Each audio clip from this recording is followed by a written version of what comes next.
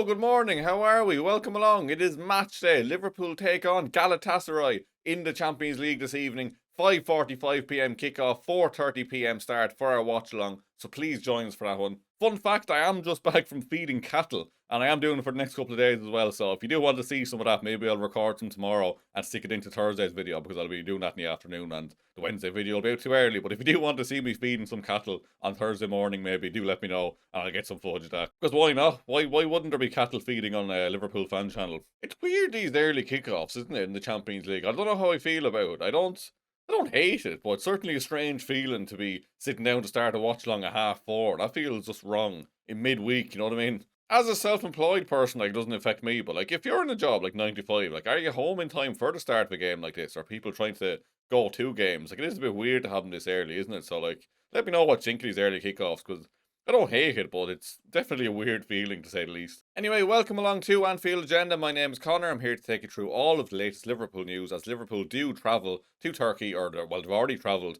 to Turkey to take on Galatasaray this evening in the Champions League. We have some news on Alexis Mac Allister, a little bit on Ibrahima Konate and a defender we've been linked with, a little bit on Alisson Becker, and a stat around Mo Salah ahead of tonight's game as well. Opening question of the day. We haven't done an opening question in a while. How many players can you name that have played for both Liverpool and Galatasaray? I seen an article before this naming 12 players who have. I think it's 12 is the definitive number. Maybe there's some youth player who played for him that. If you have a bit of niche knowledge on that, please do put in the comments below. But how many can you name? Because off the top of my head, I could only do 1 or 2, so I'd be very impressed if you could name 4 or 5. So give it a go. Give it a go in the comments. How many players can you name that have played for both Liverpool and Galatasaray? Right, let's start off with the news then. Where do we start? Let's go with Alexis Mac Allister. So we have a report this morning from Mundo Deportivo who said Argentina midfielder Alexis Mac Allister is not planning to hold talks with Liverpool over a new contract this summer, but is happy at Anfield despite links with Real Madrid.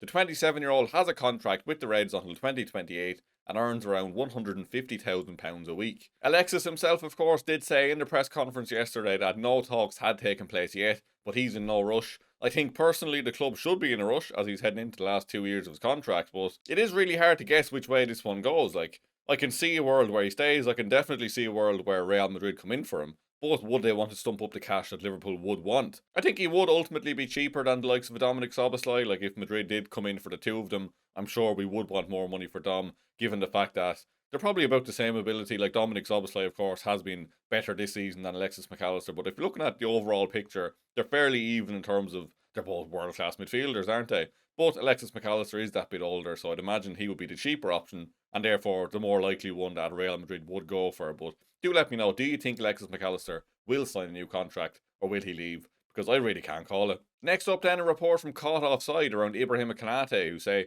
clubs such as Real Madrid, Paris Saint-Germain and Inter Milan are closely monitoring developments, aware that the opportunity to sign a defender of his calibre could soon become available. Liverpool's hierarchy are reportedly determined to keep the 26-year-old at the club and have already presented their most lucrative salary proposal to date in an attempt to convince him to stay. The club's leadership wants clarity on the situation as soon as possible, hoping to avoid a prolonged saga that could extend deep into the summer window. Keeping Konate is seen internally as a priority, particularly as Liverpool continue reshaping their squad for the next phase of their project. Again, another one who could be off to Real Madrid. Of course, Macca has been linked for a long time. Konate has been linked for a long time. Madrid, on a day-to-day basis, are still trying to figure out whether they really want him or not, but it does look like they're still there. Inter Milan and PSG seem to be sniffing around as well. Bayern Munich, not so much anymore since Deo Upamecano signed that new deal, but there's not going to be a shortage of clubs if Konate is up for a free, so we really need to get some clarity on this one soon. Either get him signed up or let him go. I hope we do have a resolution on this soon, because I'm kind of fed up talking about it, to be honest. Like, I want him to stay, but I do just want a resolution at this point. But do let me know in the comments what you think will happen with Konate. There is also a report this morning from Pete O'Rourke speaking about Liverpool and centre-back targets, and he basically said that Liverpool are more likely to sign Mickey van de Ven than someone like an Alessandro Bastoni, who he says Inter Milan will want upwards of 80 million for in the summer. He even goes as far to say that Liverpool are leading the race to sign Mickey van de Ven. He said Van de Ven is expected to seek a move away from Tottenham in the summer, and as a result he is a more likely candidate to join Liverpool than Bastoni at the moment. Look, in all honesty, I'd take either of them. Like, Bastoni I think would be the top of most people's list, but Mickey van de Ven, very good defender. Dutch, of course, I'm sure he'd settle in. Like, even if Arne Slot isn't here, there's a good Dutch contingency in the squad, to be fair, so I'm sure he'd settle in well. Premier League proven. We know he's quick. Like, it makes sense to be fair, especially if Spurs do go down or even if they only barely survive. Like, I'm sure a lot of Spurs' better players will want to leave regardless, so I think he is attainable. I think they will want a lot of money for him ultimately, but I think he's definitely there to be gotten if we do want him. So I'll be very interested to see, do we make a move, because before he joined Spurs, like, he was at Wolfsburg, and there was pictures of him floating around like at Anfield doing the stadium tour basically, and it seems like himself and his father are Liverpool fans, so I'm sure he'd be up for the move. Whether Liverpool decide he is the man or not is another thing, but definitely one to keep an eye on. Mickey van de Ven seems to be more likely than Alessandro Bastoni at the minute. Let's move on to tonight's game then. So Alisson Becker has been ruled out, of course. He didn't travel with the squad, but Arne Slot said there is a chance that he will play against Spurs, so it's not expected to be a long-term thing with Alisson, but again, we're in this situation where Alisson is injured. Like, have you ever seen an injury-prone goalkeeper before? Because that's what seems to be like now with Alisson. Like, he does miss a lot of games, and I'm sure Georgi Mamardashvili is licking his lips at this chance to finally start a big game. So happy for him in a way. Like, I'm glad he's getting an opportunity, but yeah, it's just like there's too many injuries with Alisson, isn't there? Like, it is getting worrying at this point. Like, I know he's not been as bad this season as last season in terms of picking up knocks and missing games, but it is always a little bit of a concern there, isn't it? That Alisson does just seem to pick up these little, I don't know, these little just strains and injuries along the way. So, are you worried about it? Because I am slightly worried about it. I don't think it's like a terrible thing in the sense that, like, look, he's going to be back next week probably, but it is always just a little concern in the back of my head with Alisson recently. Mohamed Salah is one goal away from reaching 50 Champions League goals. Will he get that tonight? I think he might. We have a list of the highest scoring African players in Champions League history here. Mohamed Salah is top with 49, followed by Didier Drogba with 44, Samuel Eto'o with 30, and Sadio Mane with 27. So he's already in a league of his own. Like, he's already clear at the top. I'm sure he'll add a few more in there before he retires, but yeah, I think he will hit 50 tonight. I'm predicting a 2-0 win. I said 2-0 on the podcast, and I'm going to stick with that now. So I'm going to say 2-0. I'm going to say Salah and Ekitike with the goals. Liverpool keep a clean sheet somehow, and then we just come back and finish the job next week at Anfield. I really think, even a draw tonight, I'll be very confident that we do get through the tie then. But I just think we'll turn up tonight. I really do. I think we'll keep a clean sheet. We'll score at least 2, if not 3. I just have a good feeling. I don't know. Maybe I'm completely deluded. Who knows? But yeah, I'm going with 2-0. Please leave your comments in the score. Comments in the score prediction. Please leave your score predictions in the comments. I did ask our WhatsApp group for some thoughts of the game tonight as well. Just like some of your predictions, who you think might start, who might score. And just to give you a flavour of what people are thinking. So 1-3, I'm in Istanbul now. That's from Troy. Enjoy Istanbul, Troy, if you're watching. We have 2-1 to Galatasaray.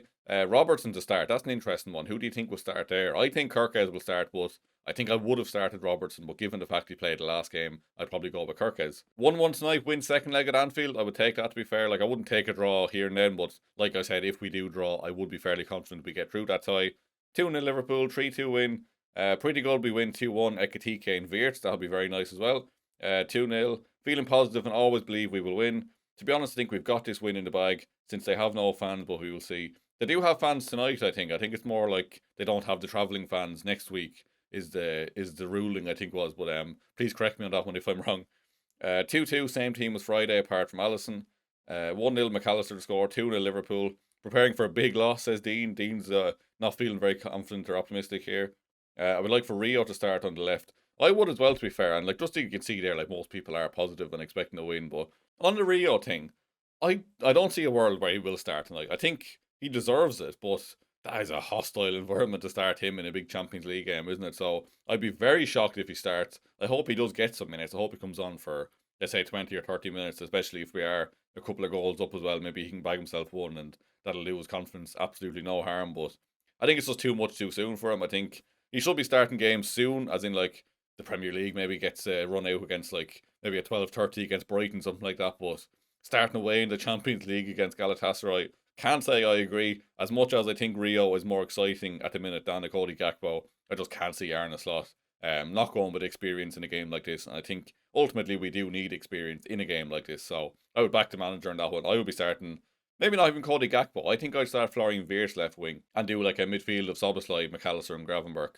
or Curtis Jones, or whoever you want to put in there. But a good, steady, solid midfield three. Florian Wirtz on the left, Salah on the right, Ekitike up front. That's what I'd be going with basically in this. But please do let me know if you agree or disagree with that. That's all from me anyway. If you have enjoyed the video, please do hit the like button. Hit the subscribe button before you head out. Craig will be live from 4:30 for the Galatasaray watch along. Should be a good game. I really hope for a win. And yeah, just positive vibes all around. Come on, fingers crossed. Everyone cross their fingers. Come on.